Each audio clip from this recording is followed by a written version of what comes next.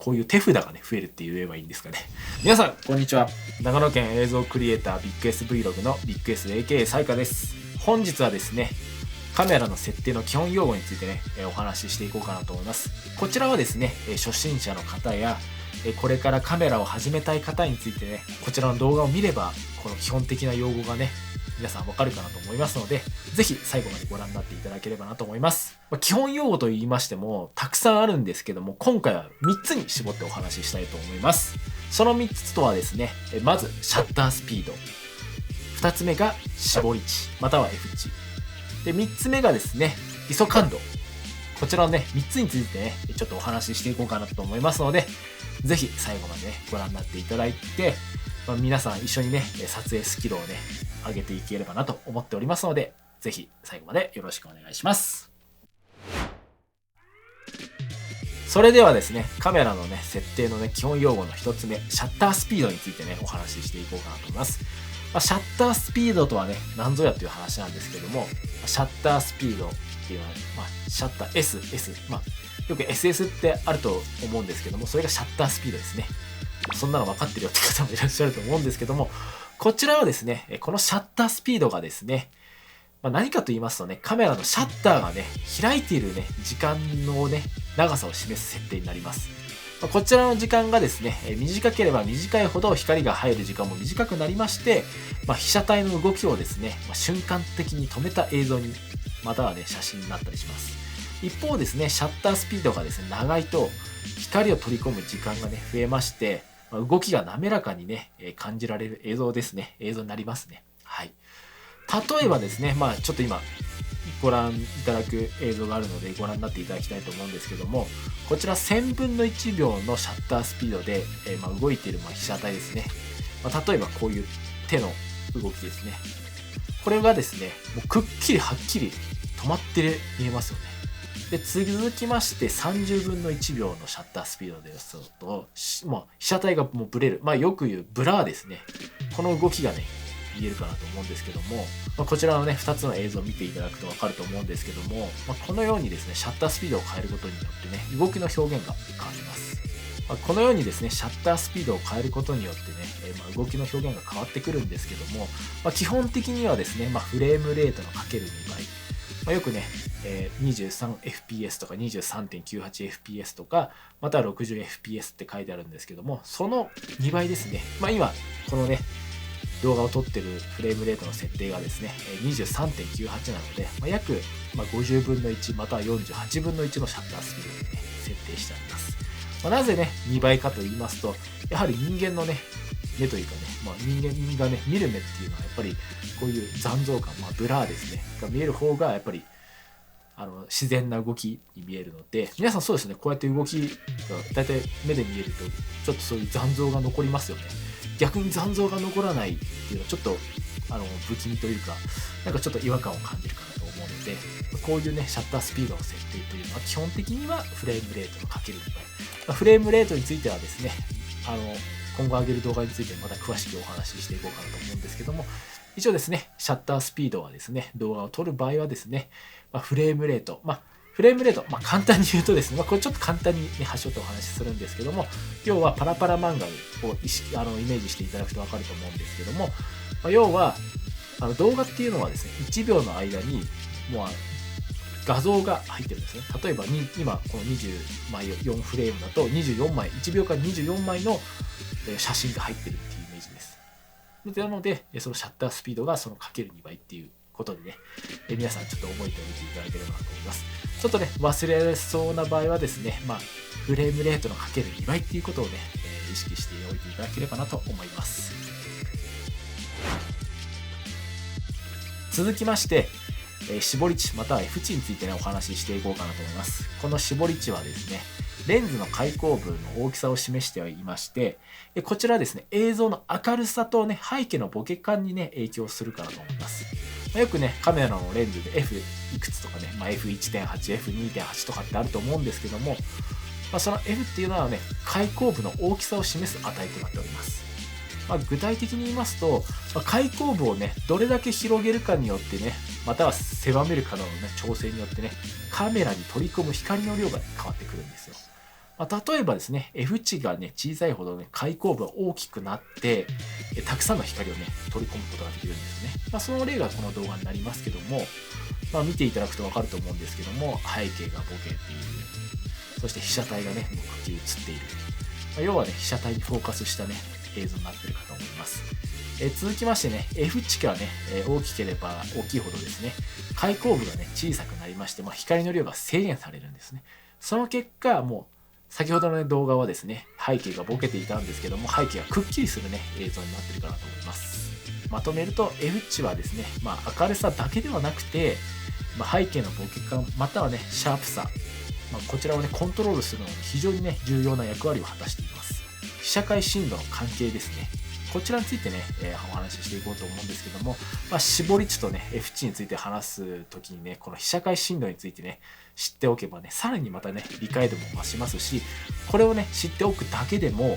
皆さんがどういう映像を作りたいかっていうのがね、すごくね、定まってくるというか、こういう手札がね、増えるって言えばいいんですかね。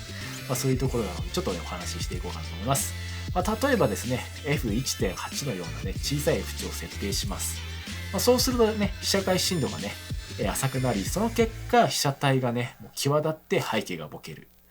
その例がね、こちらの映像ですけども、もうはっきりもう背景がボケてるので、被写体にね、もう自然とフォーカスがいくじゃないですか。もうこの被写体が主人公っていうね。このね、ポートレート映像っていう感じになるかなと思うんですけども、このようにね、絞り値を調整することによってね、映像の雰囲気でね、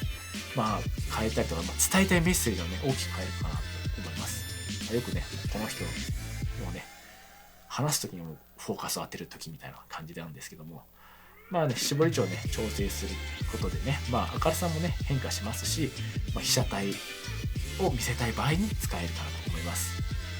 続きましてね、F 値をね、上げる。F 値を8、11、16ぐらいにしておきますと、今度は被写界深度が逆に深くなりまして、前ボケもせず、背景もボケて、全体が映る。全体がシャープに映るっていう感じですかね。要はですね、もう広く見せたい場合、風景とか建築物をね、